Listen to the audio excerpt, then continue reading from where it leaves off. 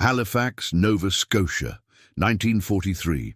Inside a converted building at HMCS Stadacona, a young woman from Toronto knelt on a massive floor covered in chalk lines. With steady hands, she moved small wooden markers across the makeshift ocean.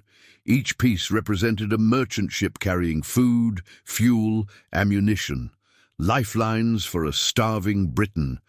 And somewhere in that chalk sea lurked invisible predators, German U-boats. Her name was Carol Hendry. She was 24 years old. And with nothing more than chalk, wooden blocks and tactical genius, she was about to help turn the tide of the longest, most brutal naval campaign of World War II. This is the untold story of how Canadian women, armed with a flaw and some imagination, taught hardened naval captains how to hunt submarines. And in doing so, they helped sink U-boats 3 times faster than ever before. The year 1942 marked the darkest hour of the Battle of the Atlantic. Since the war began in September 1939, German U-boats had been stalking Allied convoys with terrifying efficiency. Every month, dozens of merchant ships disappeared beneath the waves. By 1942, losses had reached catastrophic levels. In June alone, 124 Allied ships were sunk in the North Atlantic. That's more than 4 ships every single day. Entire convoys were being decimated. The mathematics were brutal and simple. Britain needed supplies to survive. Food, fuel, weapons, everything crossed the Atlantic in slow-moving merchant convoys. And German Admiral Karl Dönitz had perfected the art of destroying them. His U-boats hunted in coordinated groups, what the Allies grimly called wolf packs. They struck at night, when Allied sonar was useless. They attacked from inside the convoy formation, where escort ships couldn't maneuver. They vanished before dawn. The Royal Canadian Navy was stretched beyond breaking point. Canada had entered the war with exactly 6 warships and 3,500 men. By 1942, the fleet had exploded to hundreds of ships, but the crews were green, inexperienced. The Navy was training captains and throwing them into the North Atlantic with barely any tactical preparation. Ships were being commissioned and sent to sea before their crews truly understood how to fight submarines. The result? Disaster. In the spring of 1943, the situation reached crisis point. U-boats were winning. Over 80% of Royal Canadian Navy casualties in the entire war would prove fatal. When a merchant ship went down, men had minutes to survive in water cold enough to kill. Most never made it. The merchant marines suffered over 30,000 deaths during the Atlantic campaign. Thousands more from the Royal Canadian Navy and Royal Air Force. Winston Churchill, Britain's Prime Minister, would later write that the only thing that truly frightened him during the entire war was the U-boat peril. If the convoys failed, Britain would starve. The war would be lost, not through invasion, but through starvation and surrender. Into this desperate situation stepped an unlikely group of warriors, women. Specifically, members of the Women's Royal Canadian Naval Service, affectionately known as Wrens. The WRCNS had only been established in July 1942, and the Royal Canadian Navy had been reluctant to accept them. Naval tradition ran deep. The sea was a man's domain, but tradition doesn't win wars. Results do, and the Navy needed bodies. By late 1943, nearly 1,000 Wrens were working in the Halifax area alone, living at HMCS Stadacona within sight of the harbour.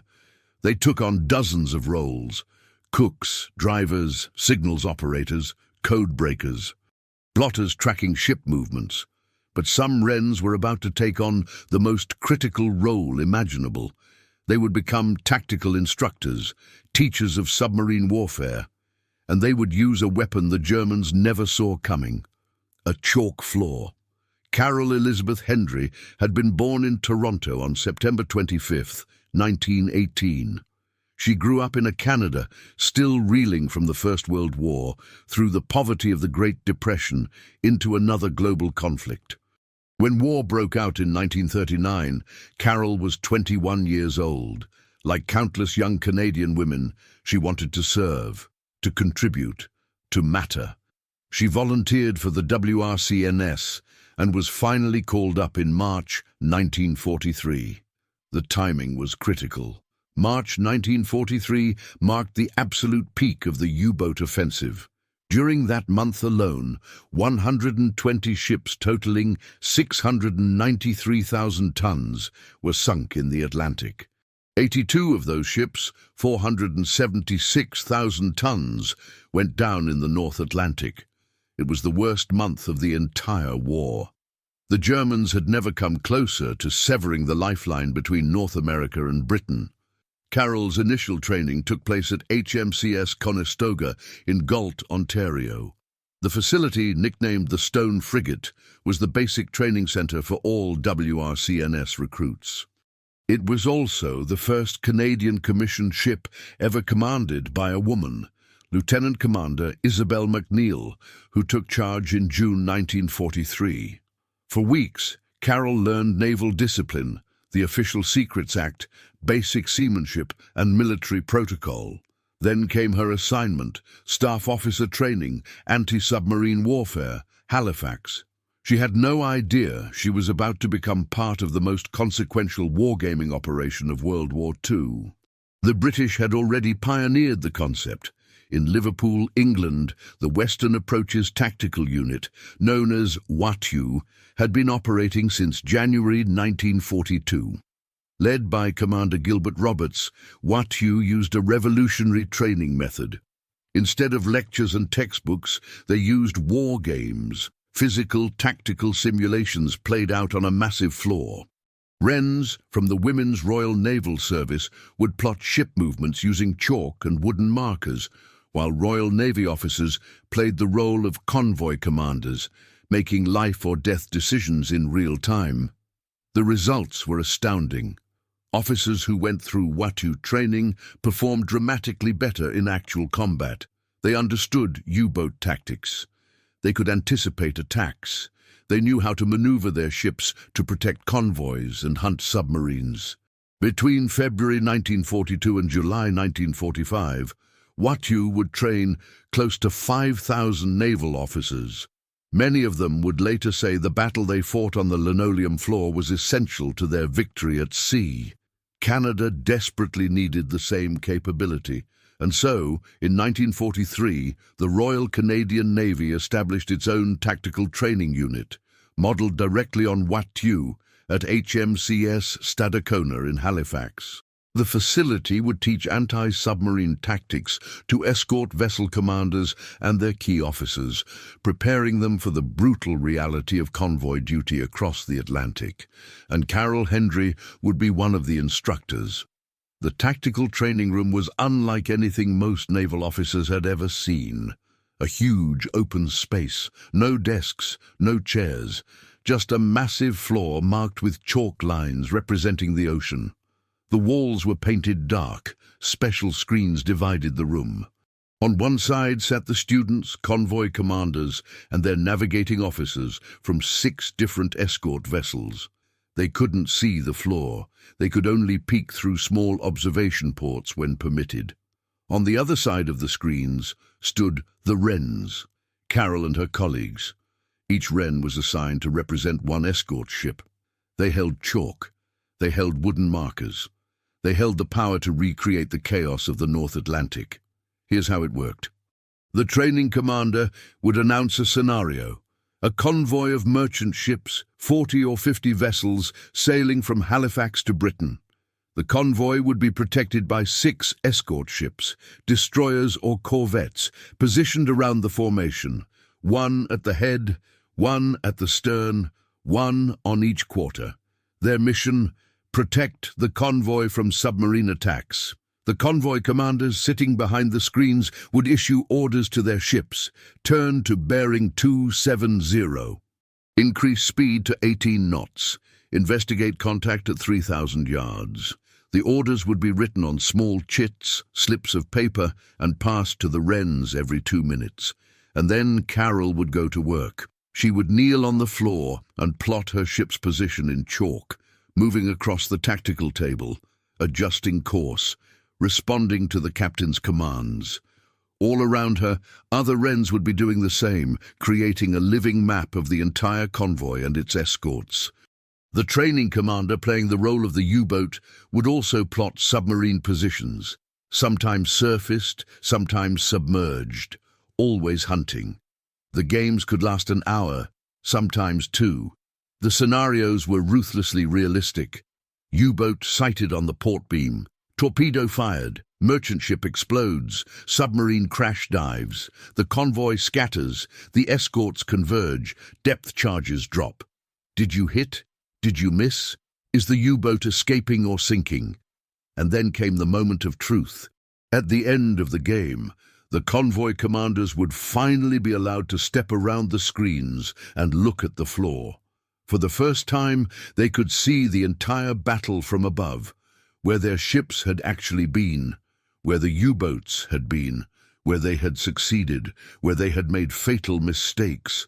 The training commander would review the situation, pointing out tactical errors, explaining what worked, what failed, why this maneuver left the convoy exposed, why that depth charge pattern missed the target, why quick, decisive action in the first 30 seconds of contact could mean the difference between sinking a submarine and losing half a convoy. It was revelation. Most captains had never seen submarine warfare from this perspective. They had been thrown into the Atlantic with basic training and told to protect convoys. Now, finally, they could learn. Practice. Understand the geometry of death that played out in 3 dimensions across dark water. And Carol Hendry, a young woman from Toronto who had never been to sea, was teaching them how to survive. The tactical training was based on hard-won lessons from the British WATU and from brutal experience in the North Atlantic. By 1943, the Allies had begun to understand U-boat tactics in detail. Intelligence from captured submarines, decrypted Enigma messages, and survivor accounts had revealed how the wolf packs operated. German U-boats of this era, primarily Type 7 models, were diesel-electric submarines. On the surface, they could reach speeds of 17 or 18 knots using their diesel engines. Submerged, running on batteries, they dropped to 7 or 8 knots at maximum, and the batteries would exhaust after an hour of high-speed maneuvering. This was critical. U-boats were actually faster on the surface than underwater.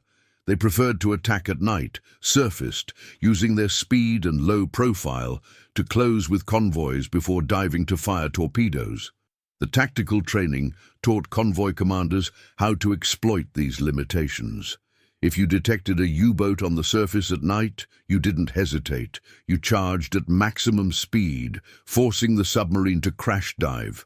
Once submerged, the U-boat was slow and vulnerable. Depth charges, mortar weapons called hedgehogs, and improved sonar technology called ASDIC could track and destroy submarines that had been forced underwater.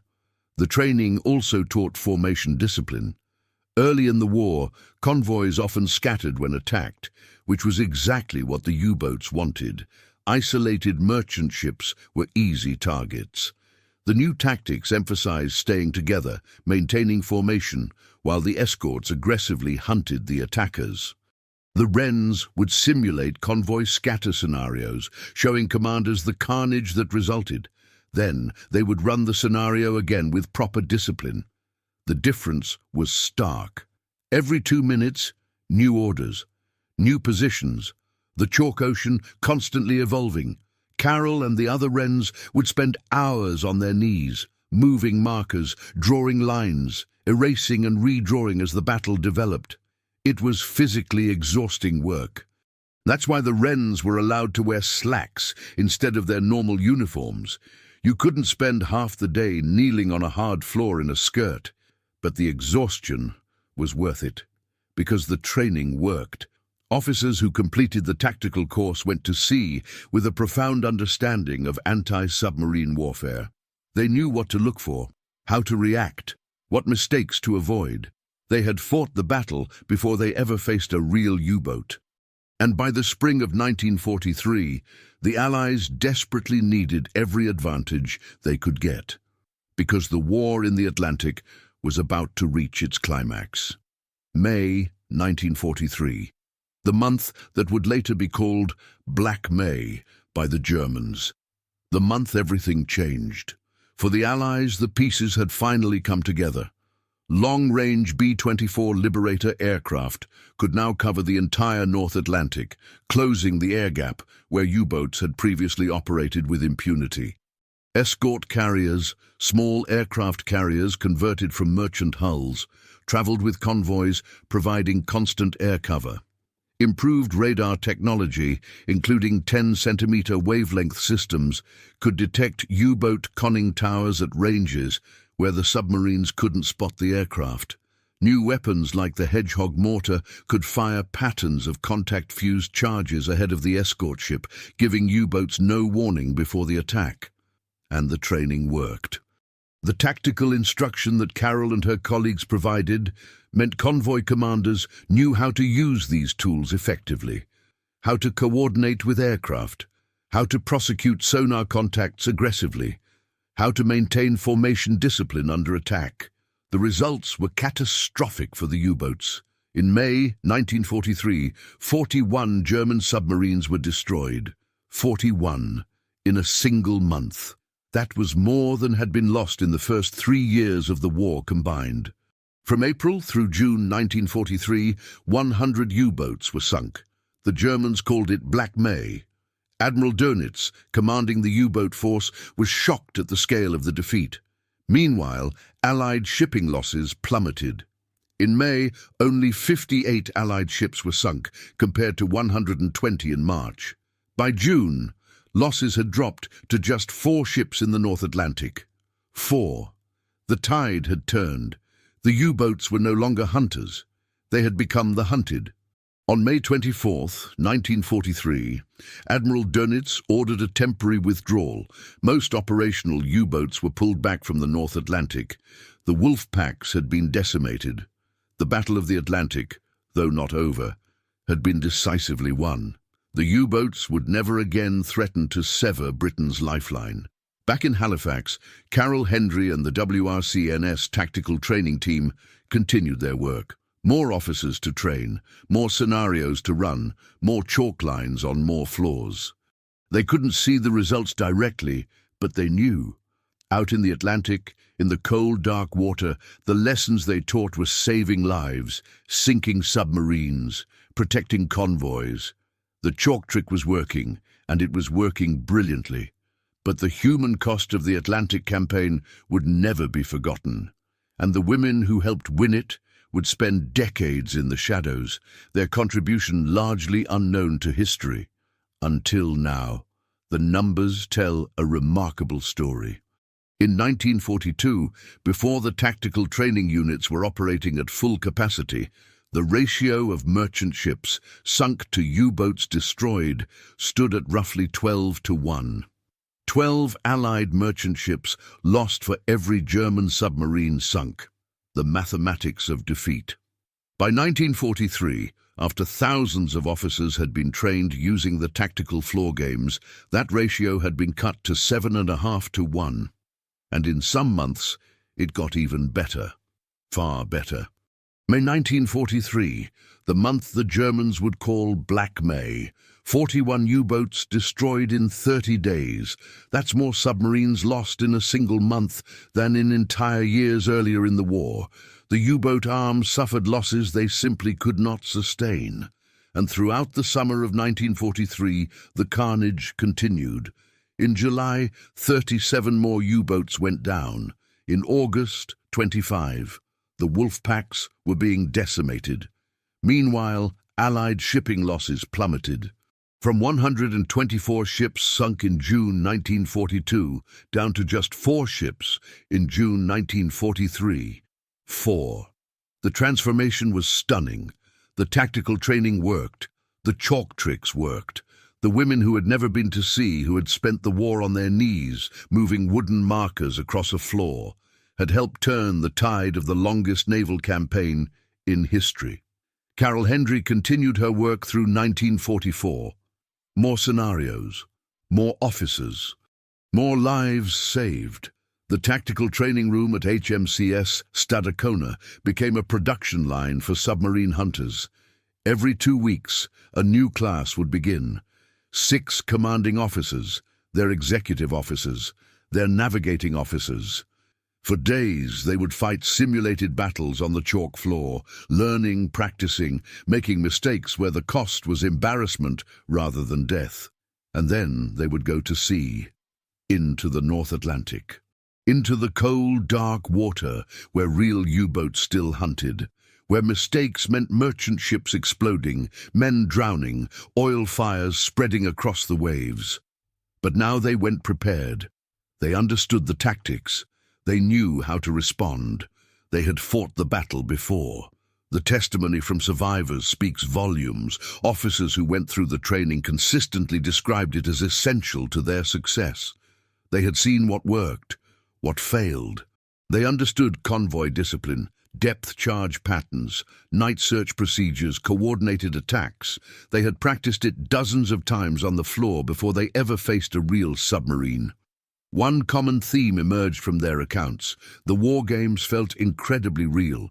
The pressure, the decisions, the consequences, because the training commanders who ran the scenarios and the Wrens who plotted the positions understood what actually happened at sea. They incorporated real intelligence, real U-boat tactics, real mistakes that had cost real lives. The training was as close to combat as you could get without actually being shot at. And it worked both ways. The tactical units didn't just train officers. They also analyzed real battles, looking for lessons that could be incorporated into future training. When a convoy action occurred in the Atlantic, reports would flow back to Halifax. What happened? What tactics did the U-boats use? How did the escorts respond? What worked? What failed? The training scenarios would be updated to reflect this new intelligence. The lessons learned in blood would be taught in chalk. This created a feedback loop. Better training led to better performance at sea. Better performance generated better tactical intelligence. Better intelligence improved the training. The cycle accelerated. Month by month, the Allied escort forces became more effective, more lethal, more professional. Carol and her fellow Wrens were at the heart of this system. They weren't just moving markers on a floor. They were processing intelligence, creating scenarios, teaching tactics, analyzing results. They were doing staff work that would have been considered far beyond women's capabilities just a few years earlier. And they were doing it brilliantly. The war continued. By 1944, the U-boat threat had been contained, though not eliminated. German submarines still operated in the Atlantic, still sank ships, still killed sailors, but they were no longer winning. The mathematics had shifted decisively in favor of the Allies. For every U-boat that went on patrol, there was a significant chance it would never return. The casualty rate among U-boat crews reached staggering levels. By the end of the war, roughly 30,000 U-boat personnel had been killed in action, out of approximately 40,000 who served, a casualty rate exceeding 75%. The hunters had become the hunted. In total, 785 German U-boats were destroyed during World War II. The vast majority of those losses occurred from 1943 onward, after the tactical training programs had been implemented and after Allied technology and tactics had caught up to the German threat. The Battle of the Atlantic had been won. Victory in Europe came on May 8, 1945. Germany surrendered. The U-boats that remained operational were ordered to surface and proceed to Allied ports. The war was over. Carol Hendry and the other Wrens at HMCS Stadacona had completed their mission. The tactical training unit shut down. The chalk lines were erased for the last time. The wooden markers were put away. The war was over. But what happened next tells another story, one of recognition denied, of contributions forgotten, of women written out of history. The WRCNS was disbanded in August 1946. Nearly 7,000 Canadian women had served in the naval service during the war, performing 39 different trades. They had been cooks, drivers, signals operators, code breakers, radar technicians, aircraft mechanics, administrative clerks, and tactical instructors. They had freed men for sea duty. They had performed essential work with skill and dedication. They had helped win the war. Some Wrens received recognition for their service. 7 were appointed members of the Order of the British Empire. 9 received the British Empire Medal, but for most, including Carol, there were no parades, no brass bands, no public celebrations. As one Wren later recalled, there was only the wake-up call of reveille. She knew her job was done. It was time to go home. The women returned to civilian life. They had proven they could do the work, that they could serve, that they could contribute to the war effort in meaningful, essential ways. And yet, traditional expectations remained. The post-war world still saw women primarily as wives and mothers. Jobs that had been opened during the war closed again. Opportunities vanished. The women who had navigated ships through harbor entrances by semaphore, who had broken codes, who had taught naval officers how to fight submarines, were expected to return to domestic life as if the war had never happened. Carol Duffus, as she became after marrying, returned to Toronto. She raised a family. She lived a full life. But for decades, her wartime service remained largely unknown. The tactical training program wasn't classified exactly, but it wasn't celebrated either. The women who had contributed to one of the most decisive campaigns of World War II were forgotten. This wasn't unique to Canada. In Britain, the Women's Royal Naval Service faced similar obscurity. The WATU unit in Liverpool, which had trained close to 5,000 officers and had pioneered the tactical floor game concept, was barely mentioned in post-war histories. The women who had made it work were footnotes, if they appeared at all. The men who commanded the escorts, the men who sank the U-boats, the men who won the Battle of the Atlantic, they got the glory. The women who trained them were invisible. It would take decades before historians began to uncover these stories. Researchers like Paul Strong and Sally Davis in Britain, working to document the WATU operation, realized that similar programs had existed elsewhere. Canada, the United States, other allied nations, all of them using similar methods, floor games, chalk lines, women instructors, all of them contributing to the defeat of the U-boats, all of them forgotten. Carol Elizabeth Duffus herself would later share in an interview that the service of the WRCNS had been largely in the shadows and has continued to stay there. That quiet acknowledgement speaks volumes. These women knew what they had done. They knew it mattered. They knew they had helped save lives, sink submarines, win battles. But the world didn't seem interested in their story until recently. In 1999, a memorial to the Women's Royal Canadian Naval Service was erected by the Historic Sites and Monuments Board of Canada in Halifax. The plaque stands near HMCS Stadacona, within sight of where nearly 1,000 Wrens worked during the war. The inscription acknowledges that the WRCNS made an outstanding contribution to Allied victory, paved the way for future generations of Canadian servicewomen, and raised questions about the equality of women in the civilian world. That last phrase is telling.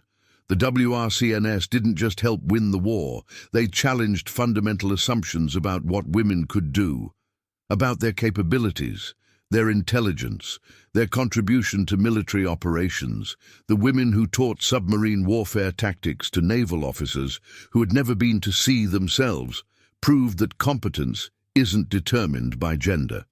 That leadership, analytical thinking, and tactical skill are human qualities, not male qualities. The legacy of Carol Hendry and her fellow Wrens extends far beyond World War II. When the Korean War began in 1950, Canada faced another manpower shortage. The military recruited approximately 5,000 women again, recognizing their value. The precedent had been set. Women could serve. Women should serve. In 1968, when the Royal Canadian Navy was folded into the Unified Canadian Forces, the separate women's service was disbanded. But that wasn't the end. It was a transition. Today, women serve throughout the Canadian Armed Forces in all roles, including combat positions. They command ships. They fly combat aircraft. They serve in special operations. They lead. The path to that equality was paved by the Wrens of World War II, by women like Hendry, who proved their worth when it mattered most. The tactical floor game itself became a recognized method of military training. Wargaming for education and analysis is now a standard part of military doctrine worldwide. Officers learn tactics through simulation before they ever face real combat. The concept that the WATU pioneered, that Carol and her colleagues perfected, continues to save lives today. So what's the real story here? It's not just about chalk lines on a floor. It's not just about sinking U-boats, though that mattered immensely. It's about recognition, about remembering the people whose contributions shaped history, even when those people didn't fit the traditional narrative of military heroism. The Battle of the Atlantic was won by many factors: technology, intelligence, industrial production, courage. But one of those factors was training, effective, realistic, tactical training that prepared convoy commanders for the brutal reality of submarine warfare. And that training was delivered in large part by young women who had volunteered to serve their country, women who spent the war on their knees with chalk in their hands, women who never fired a shot, but who helped win the longest campaign of World War II. Carol Elizabeth Hendry was born in Toronto in September 1918. She volunteered for the WRCNS in March 1943, at the darkest hour of the Atlantic campaign. She trained at HMCS Conestoga in Ontario. She was assigned to staff officer training in Halifax. She spent the war teaching convoy commanders how to hunt submarines. She helped turn the tide of the Battle of the Atlantic. She returned to civilian life in 1946. She lived a full life. She was, by any measure, a war hero, but for most of her life nobody knew that.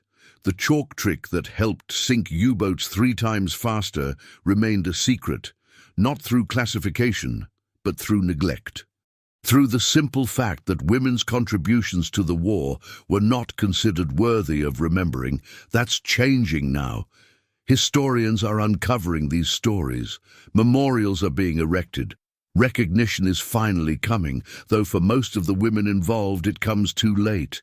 Carol Duffus passed away years ago, as have most of her fellow Wrens. They served, they contributed, they mattered. And now, finally, we're beginning to remember. The next time you hear about the Battle of the Atlantic, about the defeat of the U-boats, about the convoys that kept Britain alive during World War II, remember this. Remember the tactical training units. Remember the floor games. Remember the women who moved markers across chalk oceans, teaching lessons that saved thousands of lives. Remember that sometimes the most effective weapon isn't a gun or a bomb or a ship. Sometimes it's knowledge, training, preparation. And sometimes the people wielding that weapon are the last ones you'd expect. A young woman from Toronto, on her knees, holding chalk, winning a war. That's the story of Carol Hendry. That's the story of the WRCNS. That's the story of how one Canadian girl's so-called crazy chalk trick helped sink German U-boats 3 times faster. It wasn't crazy at all. It was brilliant. It was effective. It was essential. And it's a story we should never forget.